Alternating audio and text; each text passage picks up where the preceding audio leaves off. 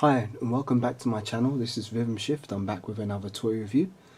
Finally, forgive me, there's been a little bit of a break in terms of my uploads. I was a bit busy with work and some other things, but now I'm back to talk about some more toys, one of the things I like to do the most. So today I'm taking a look at the Teenage Mutant Ninja Turtles Ultimates Bebop figure from Super 7. Now I've had this figure since, I think it's came out around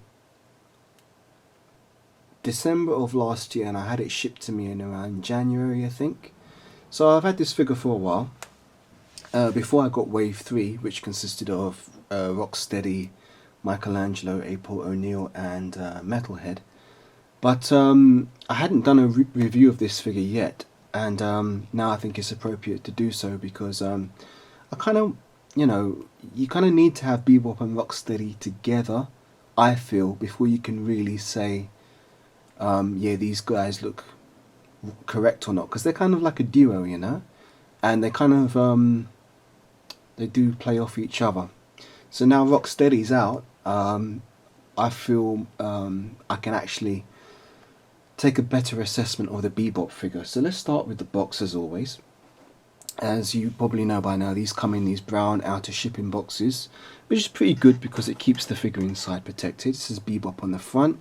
You've got the 1980s Teenage Mutant Ninja Turtle logo there. And on the box, it's a Super 7, small parts, Nickelodeon, blah, blah, blah, blah. That's all good and well. So there's the outer shipping box. So inside the shipping box, you get this, which is, again, to be expected if you've got any of these Ultimates figures before. You get the actual box for the toy in a plastic bag. So taking it out of the plastic bag, you get this cover here, which looks quite nice. Purple, usually they use purple for the villains and green for the hero characters. Although they fucked up, I said this before, they fucked up with Mutagen Man by making him green. What kind of madness is that? He was always listed as a villain on the back of the packaging in the late 80s and early 90s. He was listed as a villain. And now I think if this toy line is based on a toy line, then he should be listed as a villain. Even though in the cartoon he may or may not have turned out to, change sides, he should still be listed as a villain because he's always shown on the card back as being a villain. Anyway, so you've got Bebop's hammerhead here, and you've got two drill parts at the side on this sewer cover type logo. Each figure has their own individual thing. It says Bebop here on the back. Again, you've got the 1980s Teenage Mutant Ninja Turtles logo, which is very nice. This does remind me a lot of the vintage toys because, you saw that on the packaging of all the toys. And that's that. Now, outside of this, the figure's already been taken out of the box, but as I said, I've had this for a while. You would see Bebop in here. Some of his accessories I've left in the box, like the alternate head, the alternate fists, and the sprue for the weapons. But it would be a window box like this, which is very nice if you're a mint on card collector and you want to just display this in packaging. I'm not a mint on card collector though, so that doesn't bother me. But on the back, you've got a little bio. Again, I've said this before. It would be nice if they printed the full bios with their height, their weight, their vital statistics. But they've just taken snippets of the bio. But I'll read out what it says here. It says Bebop, powerhouse punk enforcer for the Foot Clan. If I'm not mistaken, Bebop's actually supposed to be 19 years old, and I think Rocksteady's supposed to be 25. Anyway, it says, Bebop is the mutant punk rock hog who could slam dance his way through any crowd. This roadhog warrior, that's a nice play on words, this roadhog warrior, rather than, Mad Max the Road Warrior. Funny.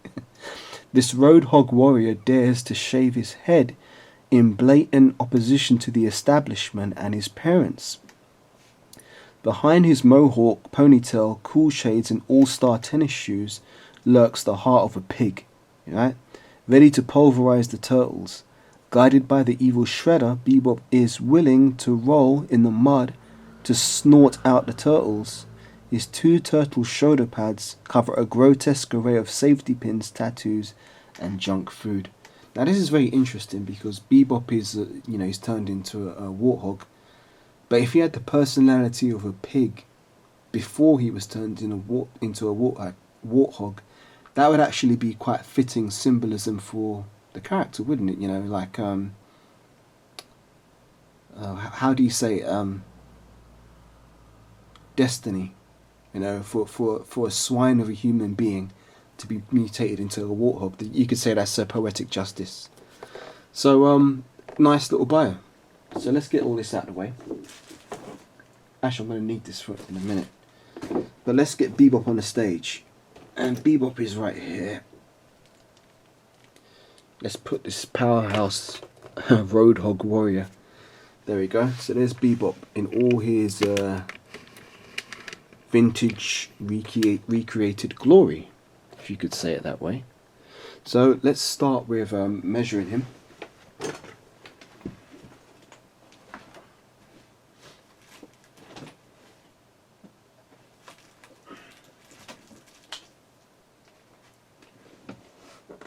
Just need to get my measuring tape. I know he already stands above 7 inches because the average turtle is 7 inches, but he stands actually at 8, just under 8 inches from bottom of his trainers to his top of his mohawk. He stands about 8 inches tall, which is very good. And this is obviously if you have him in an upright pose. The vintage toy kind of came with a squat leg pose, so you know, you may want to do that if you want to recreate the vintage look a bit. You could have him a bit more hunched over. But you've got to get his balance right because this is actually quite a heavy figure. There we go. If he can stand, you kind of got to get him there, a bit hunched over. That would be more akin to the way he looked in his vintage toy. More of a hunched over pose. That actually does look like, looking at it through the camera lens, this looks a hell of a lot like the vintage toy that I grew up with. So, what are we going to say about this guy? Where do we start, huh? Where do we start with this guy? Let's start with his articulation, and then we'll go over his accessories, and then we'll talk about some of the pros and cons that I found with this figure. So if we start with his articulation, so much like Rocksteady, you've got pretty much the same articulation throughout this figure.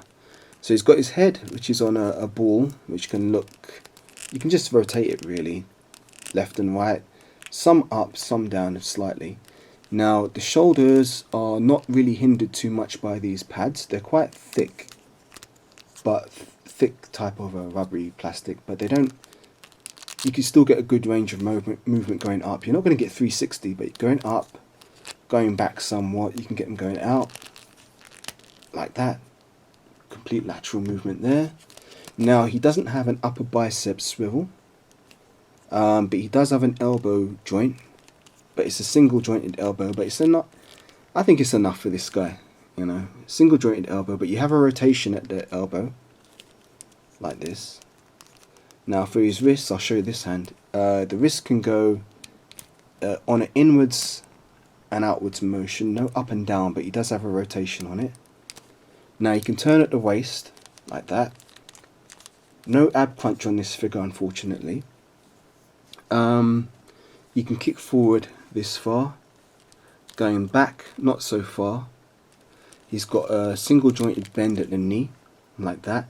He's got an articulation where you can rock the leg at the knee like that, which I don't know if it's really that important because you've got an upper thigh rotation here as well. Outwards, you can almost do the splits but not quite. And he also has lower leg rotation there on the trainers, an up and down motion on the trainers, and also some slight pivot on the trainers. He has one more point of articulation, and that would be his tail. You can rotate his tail on his backside there like that. So just get it out of the way. I usually just put it out of the way. But it's, yeah, that can move. So that's his articulation. And as I said, it's quite similar to Rocksteady. So if you've got Rocksteady, you kind of know what to expect with this guy. If you've got this guy, you know what to expect with Rocksteady. So let's talk about some of his accessories. First of all, let's talk about the ones I've got him equipped with here. So he's got his gun, and this is one of the first points of contention I have with this figure. His gun is way too small. I mean, that looks like just a regular drill, and it's not supposed to be a regular drill. It's supposed to be a kind of drill type gun which shoots these round lasers. If any of you remember the first Teenage Mutant Ninja Turtles arcade game, Bebop was the boss on the second stage, and I remember he was using this gun and it would shoot those circular rings out. But this is way too small in terms of the scale of the figure. Likewise, the shield is also too small because you can hardly get it in his hand. But I'm going to point something out. What I'm going to do first is get the vintage figure, if I can find him. I did have him up here. Right, great. Found him. Here's my vintage Bebop. Let's get him out and talk about this.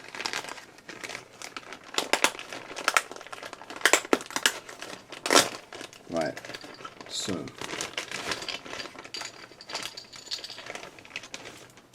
okay, so here's my vintage Bebop, okay? Yeah, this guy's from when did I get this guy? 1990? Christmas 1990 maybe? I believe that was the case. Well, look, here he is, right? And here's his gun. Now look how big the gun is compared to the figure. If I was to put this by the figure like this, or even just put it next to his head, look how big this gun is. See?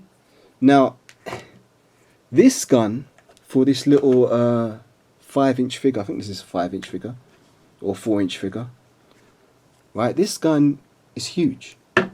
This gun for this 8-inch figure is tiny, comparatively speaking. You know, I'm actually, let me take this out of his hand, right? You can see them side by side. This is the Super 7 one. This is the vintage one. Look how big, look how small the Super 7 one is. It's almost, it literally is smaller than the vintage one. So it doesn't really look cool with the figure, because when you put this gun in Bebop's hand, in the old Bebop, if I can actually get it in his hand, see, it should look like that. And that looks more menacing and more intimidating. Now, on the new figure, the gun, it comes up super small. So let's do again a side by side. It just doesn't look good on the new figure, because the new figure is so big. The gun should also be scaled up. What I'm going to try doing is put the vintage gun into the hand of the new figure, and I think that will actually look better.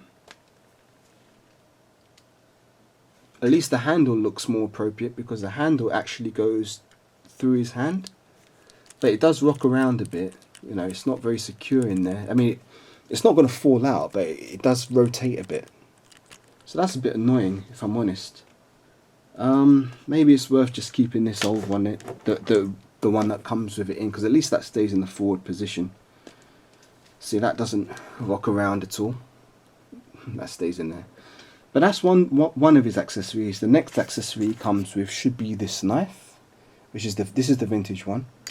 So on the new figure, I've got it attached to his waist here.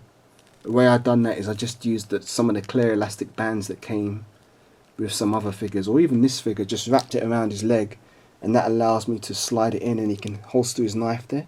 Let's take it out.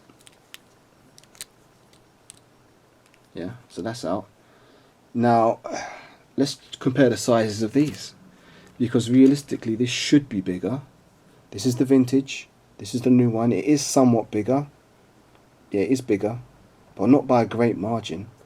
So what we're going to do is we're going to and they've cheated, because on the vintage, I don't know if you can see this here, on the vintage hilt, there's actually a bird head. There's actually a bird head. You can see the beak there, the head there, and if you look really, really closely, you can actually see the sculpted detail where the eyes go. That's supposed to be a bird head on this knife hilt. On the Super 7 version, they did not put that detail in there at all. That's just a rounded hilt. Ah, man, I get pissed off, man, when toy designers claim, yeah, we're going to make it, we're going to recreate the vintage figures, you know, with modern articulation, blah, blah, blah, blah, blah. But yet you ain't researching to find this out, man. To find out that that was actually supposed to be a bird head sculpted on the hilt. Now, another example of this, right? Let me just show this for making a point's sake. This is my Masters of the Universe Classics, a He-Man. One of my favourite figures in my entire toy collection because I'm a huge He-Man fan. That was my main toy line when I was a child before they stopped doing it. Before Mattel stopped making them. And then obviously when Mattel stopped making them, I had to turn to other toy lines, and I got into Teenage Mutant Ninja Turtles. But here, He-Man has his axe, right? This is his power axe. On the vintage He-Man, there was a texture on this hilt, like it was ribbed. Like, it wasn't just smooth like this.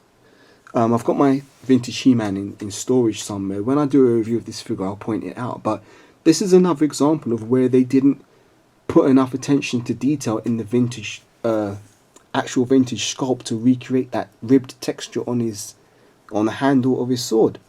Now that was really annoying, but hey, it just goes to show that some of these toy designers, they ain't really actually researching things to do things correctly. Like another example, man. I'm just pulling stuff off my shelf. Hang on a minute. Let me point this out too. Right? This is the Flying Fist He-Man from the Masters of the Universe Classics line, right? The Flying Fist He-Man in a vintage figure, he had on his back, there was a red port where you plug it in his back and you could clip this weapon onto his back and he could store it. That has not been recreated in this new update of this figure. I think this came out around 2014 or something.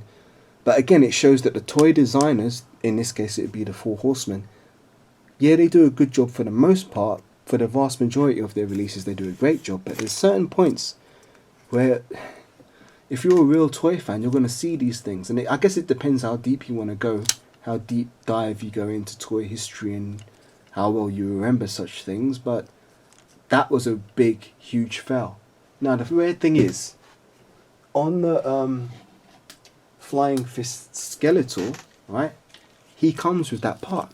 See that red part there?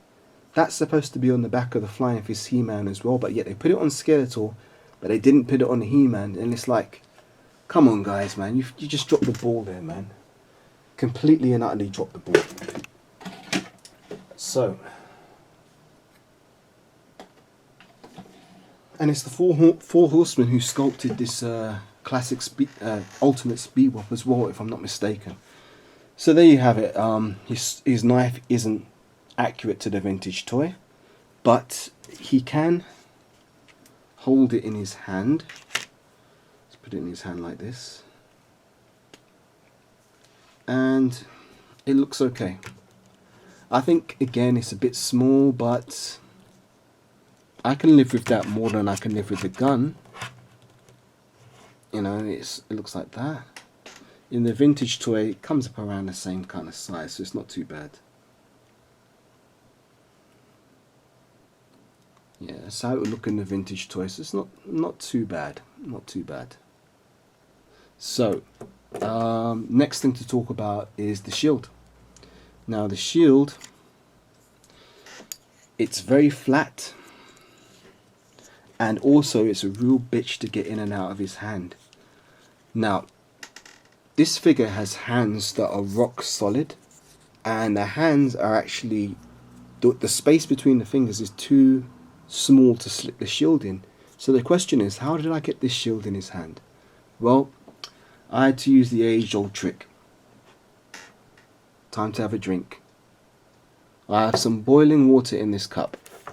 I'm going to put this on here.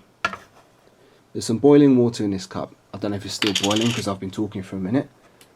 It's still moderately warm, but to demonstrate how I did this, I took the figure and I put his arm in the water and I left it there for a minute. So let me just time a minute and see if it softens up. Hopefully it will, because the water's been sitting there for a minute, so I hope it's still warm enough to soften the plastic. So I'm just going to put this timer on. I'm going to do this live if it actually works. So I've just started the timer, so I'll just talk for a minute while that hopefully softens up his hand. Actually, while I'm doing that, let me talk about his other accessories. So in order to do that, I have to get them out of the box. Where did I put the box? Strange. Ah, here we go. So, 35 seconds left to go. Other accessories he comes with an alternate head, which I don't really care for, because I like the way he has that pink pink colour on his face. But here's his alternate head, which is doesn't have the pink details on the face. This is more brown. If you want him to have a more uniform look. I know the pink did vary from figure to figure, but on my vintage toy he does, you know, show he's got the pink snout there. Probably doesn't come up so well on the camera because it's a bit dark. There we go. That's the timer. So if we take him out of the water, let's see if his hand is soft enough to move this. So, is it? Yeah, it is. You see that? I'm able to slip the shield out of his hand because this hand, right? This hand is so solid when you get it that you literally can't prise the fingers apart. But boil some water in the kettle, put it in a cup, dunk the figure's hand in there for 1 minute, and it softens up completely so you can actually prise his fingers apart. Now, I'm going to quickly talk about the shield before I put it back in his hand. The shield is very thin and very flat. Really, it should have a little bit of a lip to it. Like the vintage one, there's actually some depth to the shield here. You can see the way the light's reflecting on it. This is just like a flat disc. This is actually deeper and looks more like a trash can lid. This just looks like a flipping a dinner plate with a handle on it, if I'm honest. Or like when you put something in the microwave, you know, it's got this kind of shape to it and it rotates and, you know, it cooks the food. It looks like one of those microwave plates, man. And that sucks, man. And it's like, I get pissed off, man. They do some things good, they do some things bad, and it's just, how hard is it to recreate this shape, man? This isn't a hard sculpting job. I'm not a sculptor, but I do, you know, I draw, I love visual art and stuff. But come on, man, this has more three-dimensionality than this. Come on, man, this just looks silly. Anyway, let's put it back in his hand, because to be honest, I'm going to put it in his hand, I'm going to leave it in there, because that's kind of how I like to have him and Rocksteady posed with their weapons. So to put it in, if his hand's still soft enough, I'm going to prise it apart and put it in. Wish me luck. Here we go. Yeah, not too bad. It's halfway there.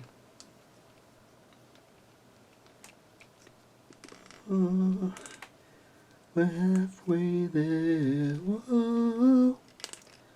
Yep, there we go. Now it's fully back in his hand, but guess what? Now the shield is warped. The shield itself is warped. Great. Just fucking great. Boy, oh boy. I know I should have never taken it out, but you know what? It just means I have to heat it up in some hot water again. Maybe it'll go back to its original shape, but there it is in his hand. And that's right, one half of how I like to have him displayed. I want to give him his gun as well. And this is how I want my Bebop to be displayed in my collection, because this is how he looked on the back of the card of the vintage toy. Let's get this water out of the way before I spill it and make a mess everywhere.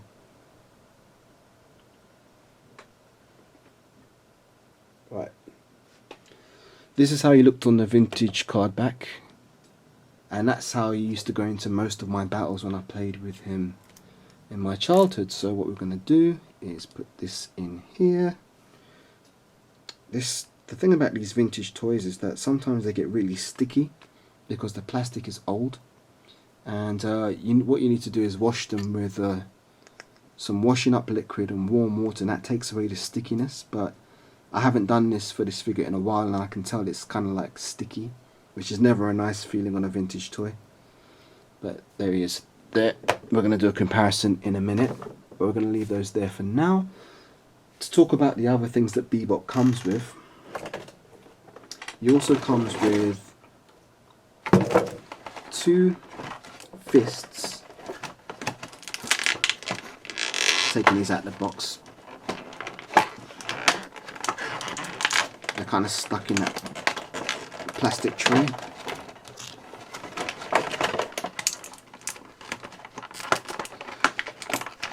Oh, good grief. That was a pain in the ass to get this out. Jeez. Finally. Right, there we go. So, and the weapon sprue get out as well, so I can talk about it.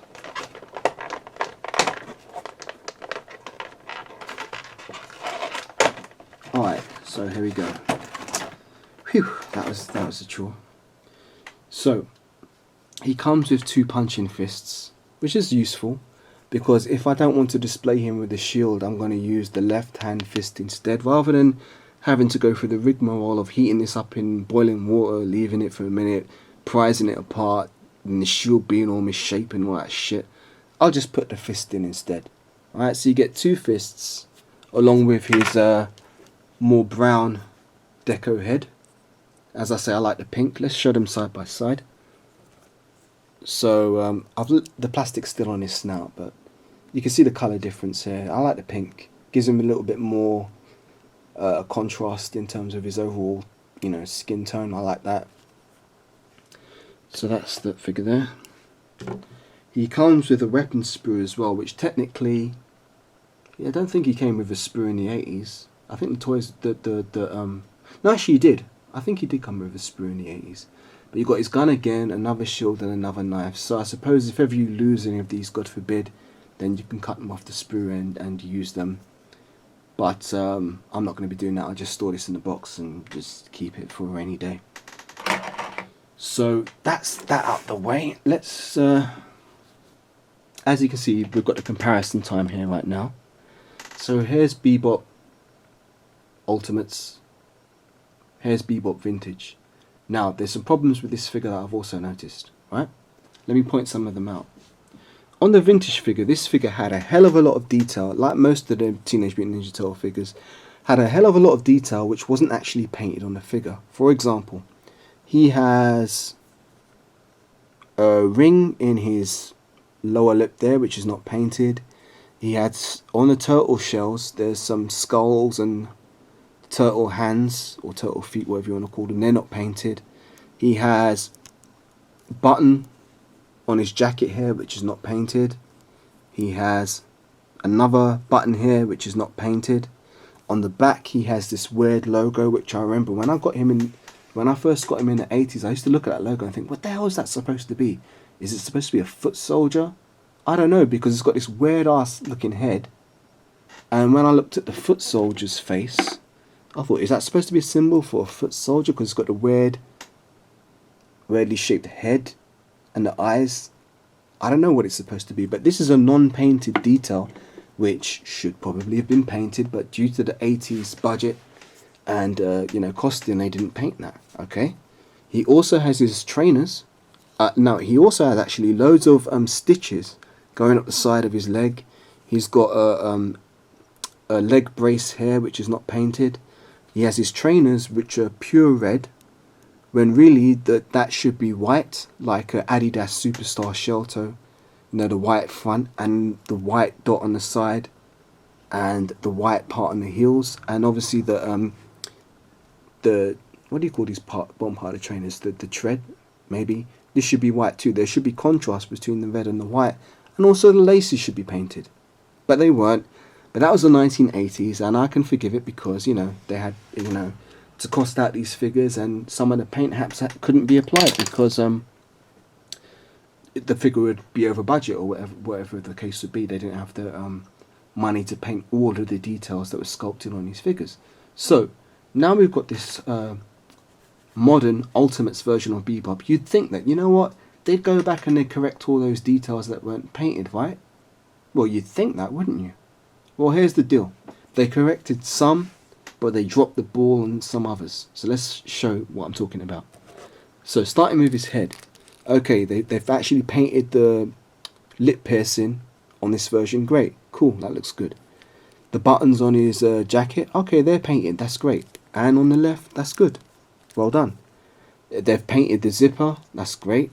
They've given the turtle heads and turtle feet paint apps, which is great. They actually look like real dead turtles now on both sides. Now they didn't paint. Another thing they didn't paint, right? He's ripped the sleeves off his jacket, right?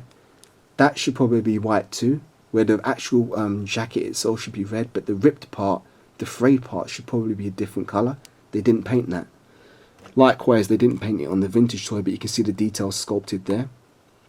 So he's ripped off both sleeves of this jacket, right?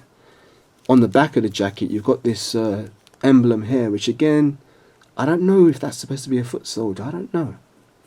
But they haven't painted it at all, which they should have done, right? They have painted the stitching on his trousers on this side, which is great. So you can actually see how these are all ripped and stitched together. They've painted the brace on his leg and actually sculpted it, and it actually works. So that's cool. They've done that detail.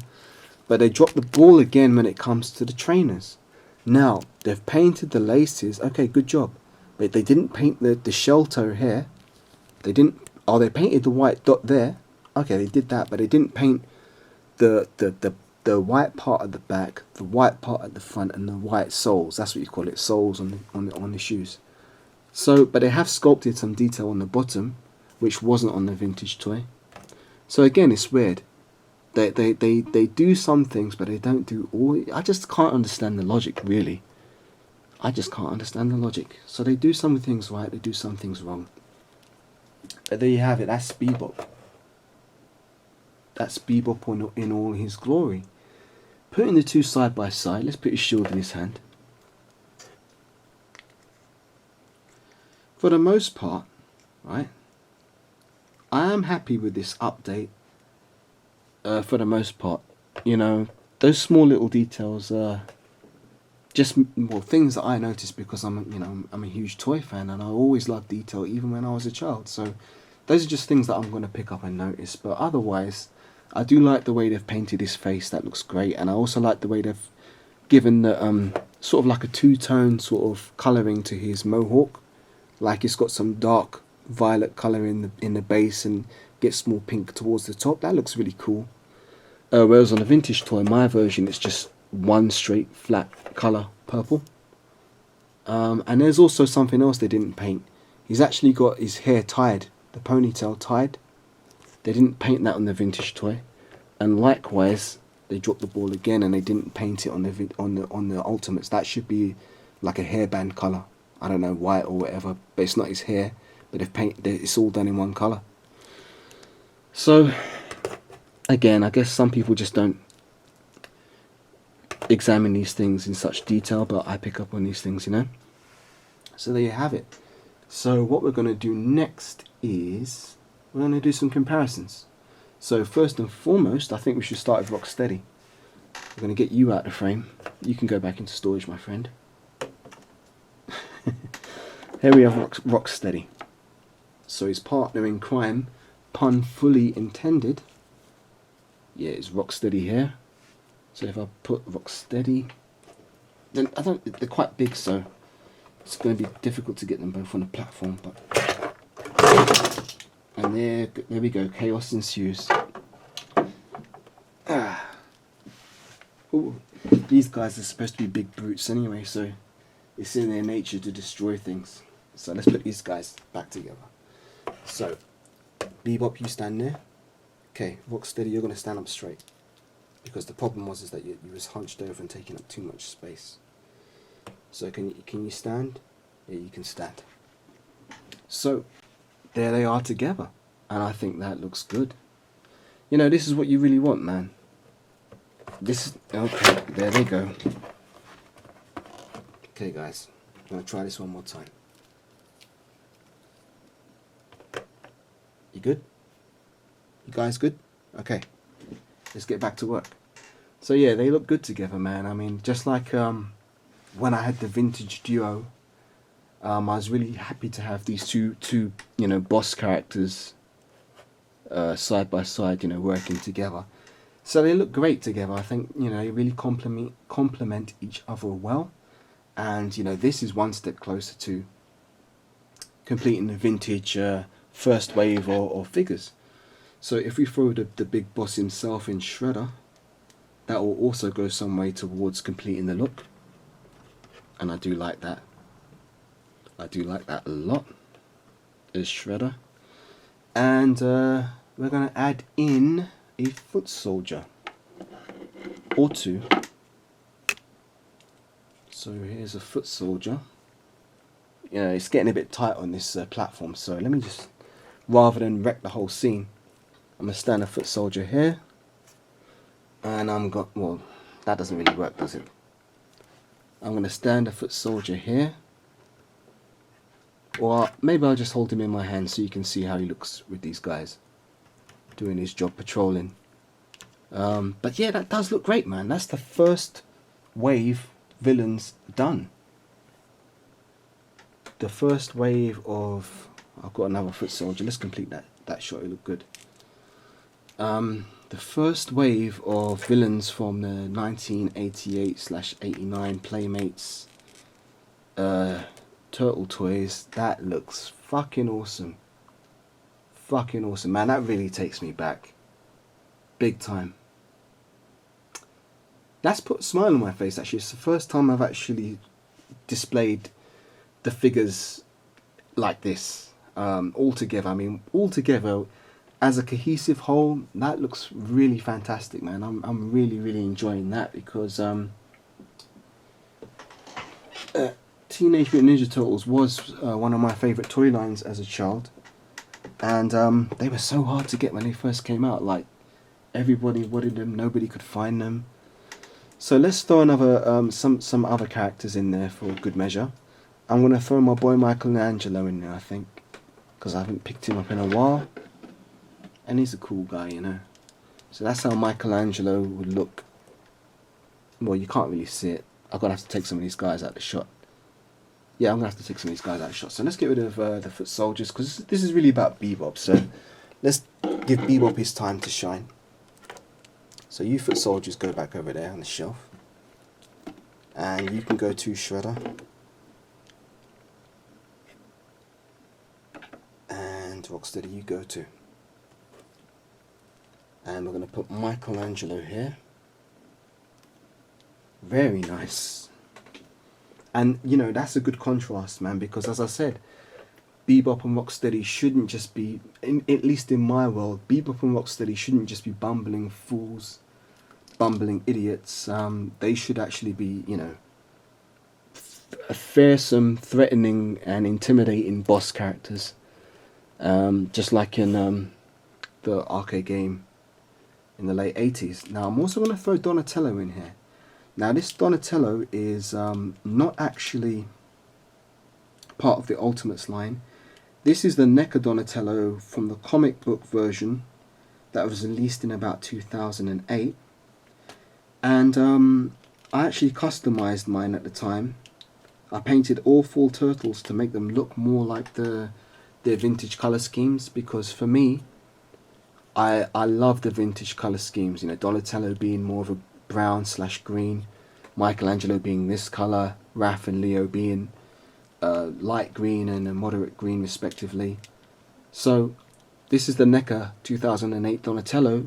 Now, because Super 7 hasn't released their Ultimate Donatello yet, this guy's standing in, and he's not as tall as the Ultimates, but he works.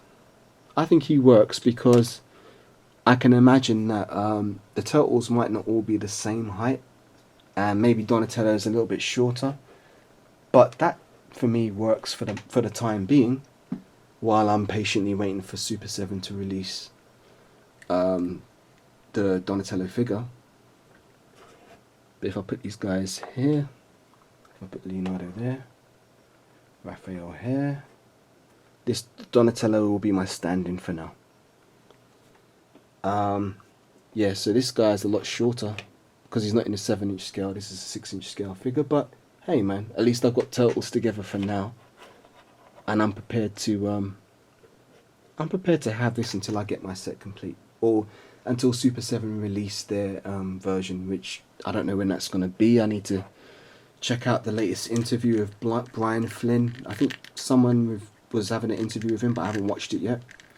So when I get some time, I'll check that out and see what they're saying about these Ultimates, because Super 7, I know there's been a lot of supply chain issues affecting a lot of manufacturers.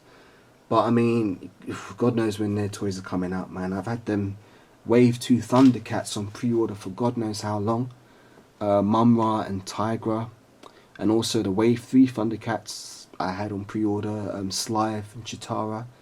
And I don't know when those figures are going to see the light of day.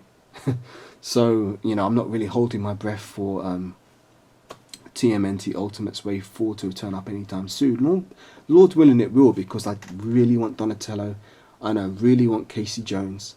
To be honest, I couldn't give a fuck about Mondo Gecko, but I've got him on order because I ordered this set of 4. Muckman is one that I do want, because, see, the thing with Ninja Turtles is this.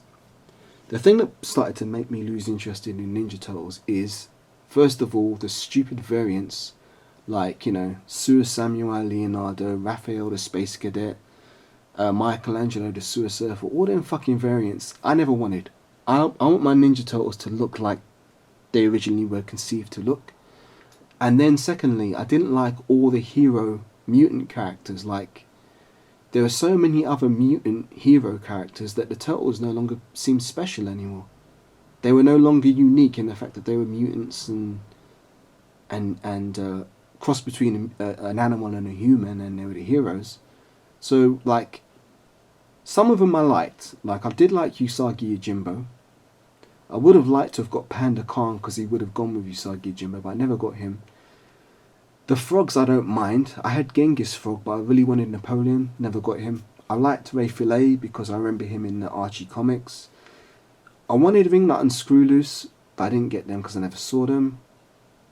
So, aside from those few, Ace Duck was okay. See, I got a kind of a small kind of affinity for him because I did have him in my vintage collection. But, you know what I mean? Like Mondo Gecko, who else was there? The giraffe dude, I don't know what he was called. But a lot of them, it's just like, yeah, the Turtles don't seem special anymore. And even though I had them, a lot of them figures, like I had all of Wave 1 and Wave 2, and I had a few from Wave 3, in most of my games, those guys were on the sidelines, man. I only really used to like to focus on the Turtles, April and Casey Jones, maybe Usagi Yojimbo as a backup from time to time, but otherwise a lot of those other characters wouldn't be involved in my storylines that much. Maybe they'd have a little cameo here and there. So in terms of getting these Super 7 Ultimates, I'm not going to be going all in on this line, not like the way I did go all in for the majority of Masters of the Universe Classics, for example. My whole thing is that I'll probably get the Turtles. One, I'll definitely get the original Turtles. And from there, I'll probably just be getting the villains. Because having a wide array of mutant villains, that's perfectly fine for me. Because, you know, Shredder and Krang, they can be doing all kinds of funky ass evil experiments, creating all these mutant monsters. And it gives the Turtles more enemies to fight. And that's always very welcome for me. So, yeah, characters like Scumbug.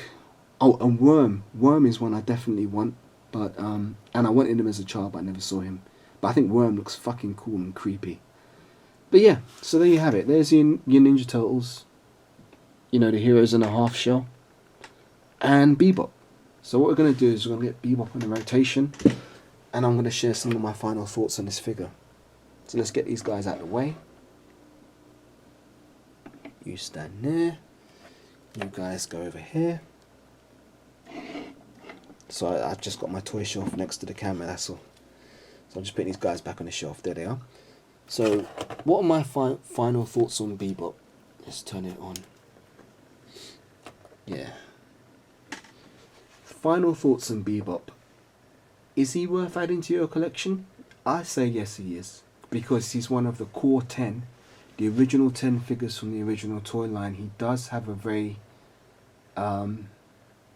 important role, because obviously he's one of the main characters on the TV show as well. So you know, this is a guy that's kind of like very a beloved character for many fans who grew up with the 80s Teenage Mutant Ninja Turtles cartoon, myself included. And you can't have Rocksteady without Bebop, and you can't have Bebop without Rocksteady. So now that both figures have been released, I definitely think these are worth adding to any Teenage Mutant Ninja Turtle Ultimates collection. What are the pros of the figure? The pros of the figure are the size. You know, he looks very big, very bulky, very menacing. The articulation is pretty good throughout the figure. I think he could have maybe benefited from an ab crunch, but they haven't sculpted any ab crunches into any of these figures so far. Something they could consider, maybe. The pros are, he looks good on the shelf. He looks intimidating.